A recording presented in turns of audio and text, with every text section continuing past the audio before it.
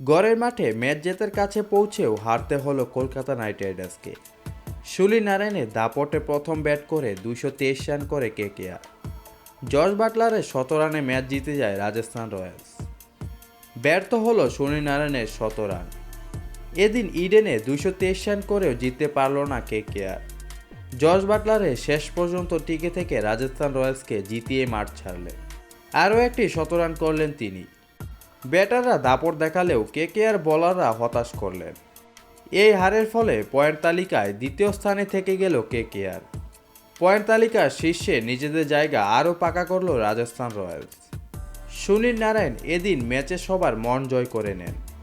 মাত্র 56 বলে 6টি 6 ও 13টি চারের সাহায্য 109 রান করেন নারায়ণ। তবে নারায়ণ ছাড়া এই ম্যাচে বাকিরা খুব একটা বড় রানে ইনিংস খেলতে পারেনি। এদিকে জবাবে ব্যাট করতে নেমে ধারাবাহিকভাবে উইকেট খোয়াতে থাকে রাজস্থান রয়্যালস। তবে একদিকে মাটি কামড়ে পড়েছিলেন উইকেট রক্ষক ব্যাটসম্যান জর্জ বাটলার।